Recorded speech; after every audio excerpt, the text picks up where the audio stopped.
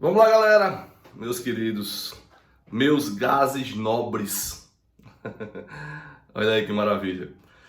Veja, dando continuidade, né, gente, aos processos radioativos, a radioatividade ela se divide também, tá, gente, em dois tipos de reações que emitem radiação, que é a fissão nuclear, tá, e a fusão nuclear. Fissão nuclear e a fusão nuclear. Essas próprias nomenclaturas, elas já afirmam pra gente algumas coisas, né? Fissionar. Isso é sinônimo de quebra, né, gente? De fragmentação, não é isso? De ruptura. Fissionar é sinônimo de quebra, de fragmentação, de ruptura. Então, no que é que consiste, na realidade, o processo de fissão nuclear? Que é o processo que a gente vai estudar agora, né, de início. O processo de fissão nuclear, né, ele consiste, vou colocar até aqui embaixo, então, consiste na fragmentação, veja, na fragmentação de um núcleo,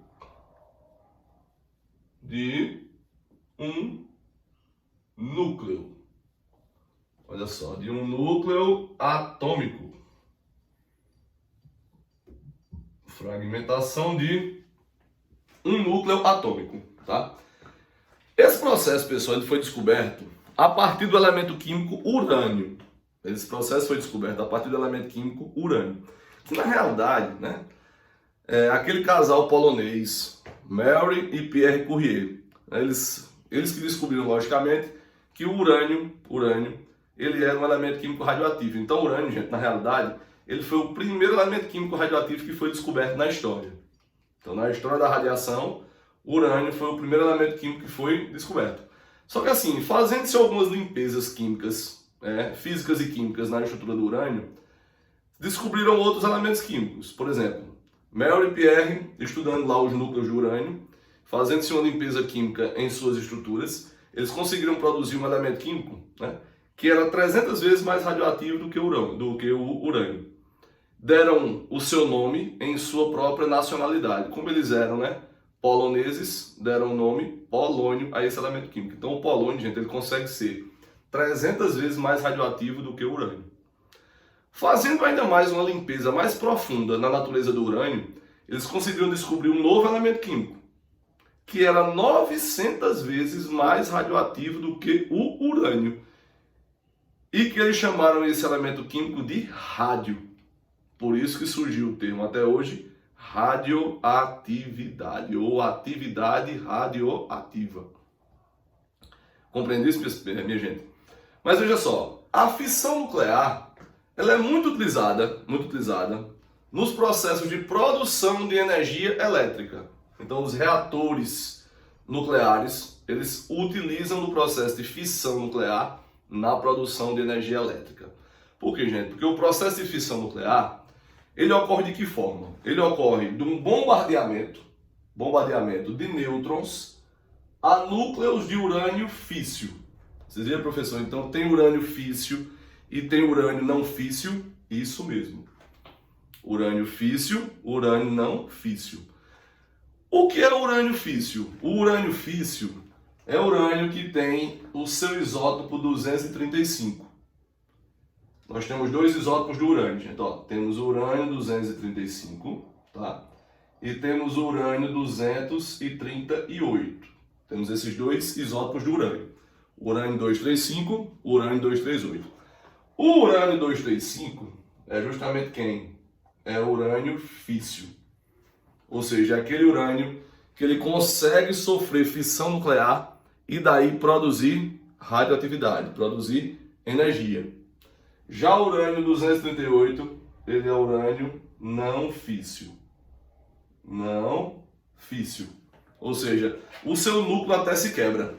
Só que quando o núcleo ele se quebra, ele se fragmenta, ele não produz radioatividade, ele não produz energia radioativa. Que essa energia radioativa, logicamente, gente, é em forma de calor, né? Ela é em forma de calor, ela transporta energia térmica. Saca? Só que na natureza o que é que acontece? Nós só temos 0,0 99,7% do urânio que existe na natureza, ele é urânio físsil. O resto, 99,3% do urânio que existe na natureza é urânio não físsil.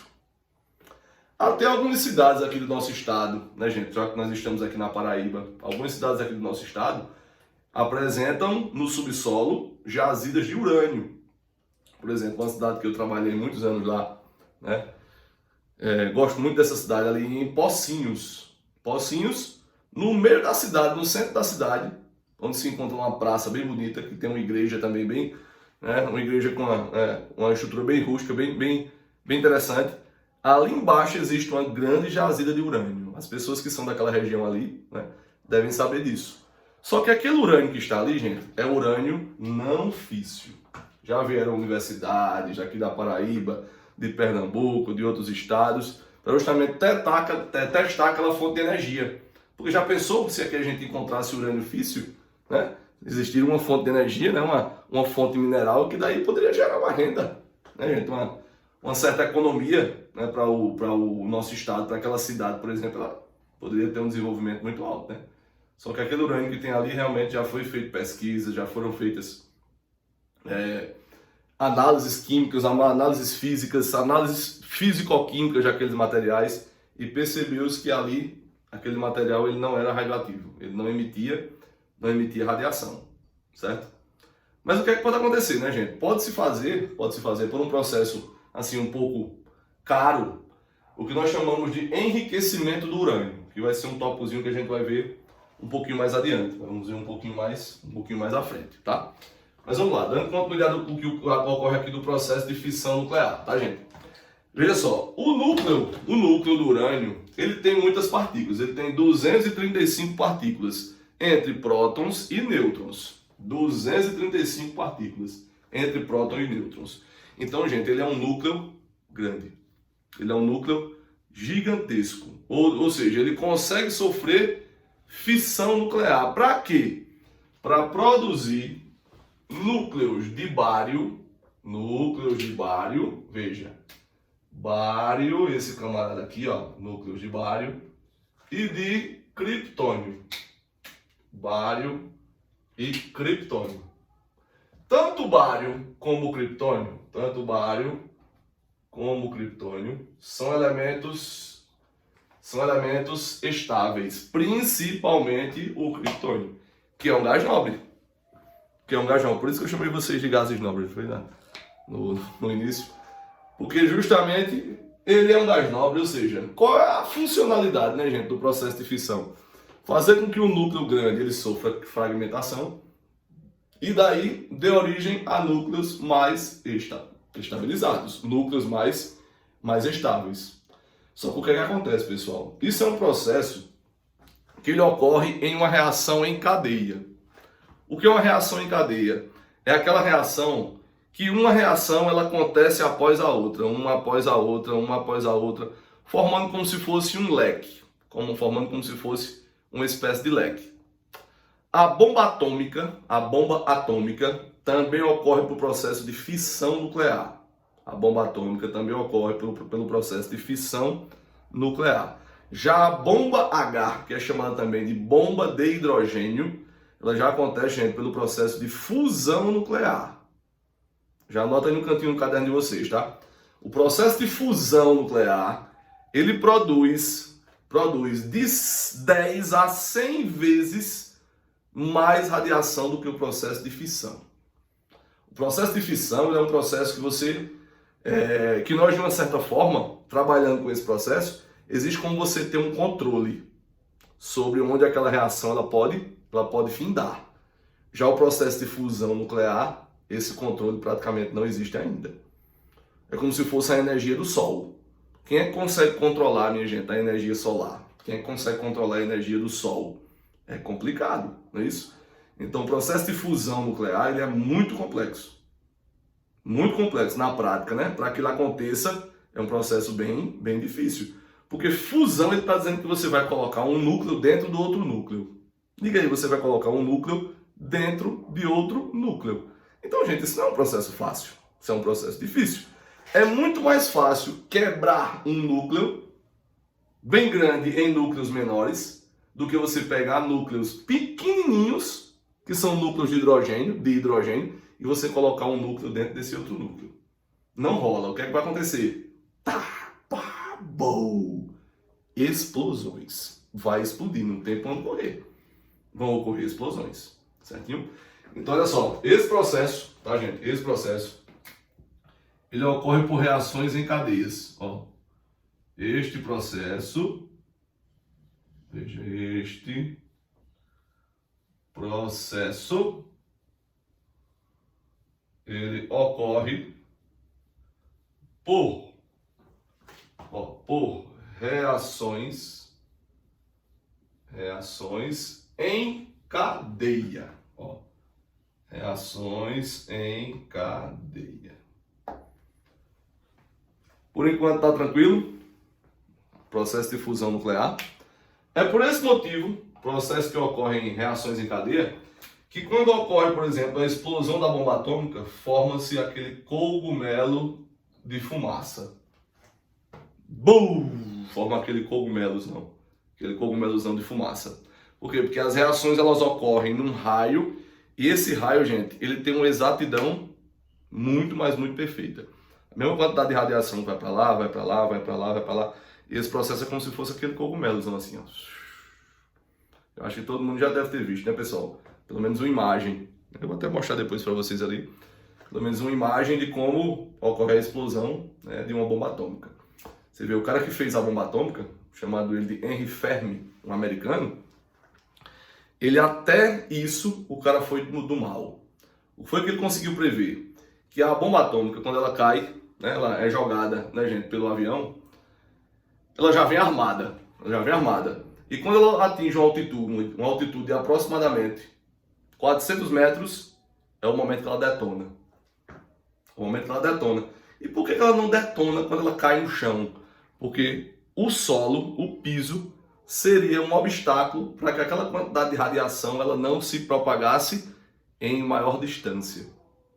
Ou seja, para matar mais pessoas, para matar mais gente naquela situação, né? A bomba de Hiroshima, né, matou 180 mil pessoas. E a bomba de Nagasaki, que foi no outro dia, matou 70 mil pessoas. Ou seja, em média morreram, né, no dia 6 de agosto de 1945 e no dia 7, morreram 250 mil pessoas aproximadamente, né, no decorrer dos anos. Né, gente? Então, assim, foi um processo um pouco trágico no ambiente, né? Quando se finalizou a famosa Segunda Guerra Mundial, né? Foi nos ataques dos Estados Unidos contra os japoneses, né, gente? Mas veja só, como é que essa reação em cadeia, né, ela vai acontecer, ela vai de fato ocorrer. Vamos analisar aqui comigo, vejam só.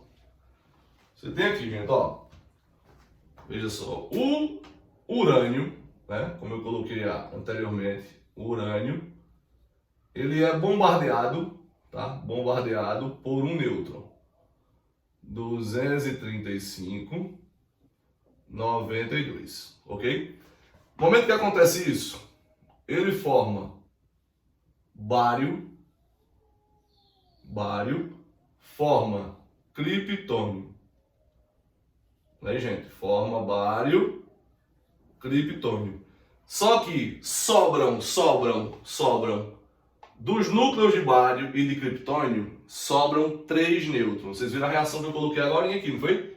Nêutron mais urânio forma bário, criptônio e 3 nêutrons. Em média, o processo de fissão nuclear, em média, ele produz de 2 a 6 nêutrons. E a radiação, ou seja, e calor com força, não é isso? Então aqui, gente, sobra, olha, mais 3 nêutrons. Então aqui, ó, nêutron, veja só, nêutron, outro nêutron e outro nêutron. Belezinha? O que é que esses nêutrons agora eles fazem?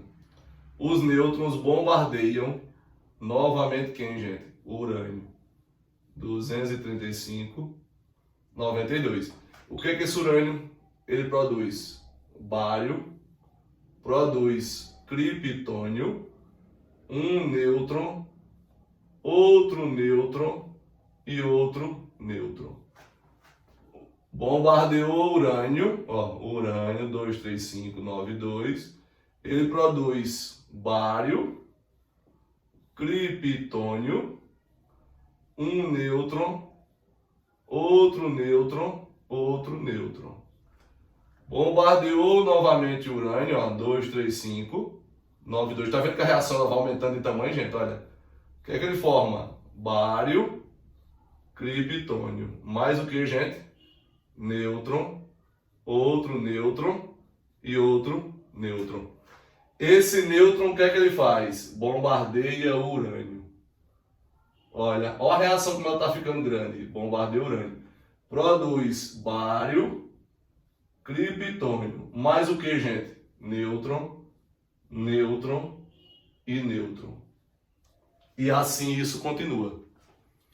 Vocês estão percebendo que a reação está ficando assim, ó? Ela tá ficando em forma de leque. Ela começou assim e ela está fazendo isso, ó. Ela está aumentando em forma de leque. Então é esse leque que gera aquele cogumelo branco de fumaça radioativa que se forma justamente quando ocorre lá a explosão da bomba atômica. É isso que acontece no processo de fissão nuclear, tá vendo, gente?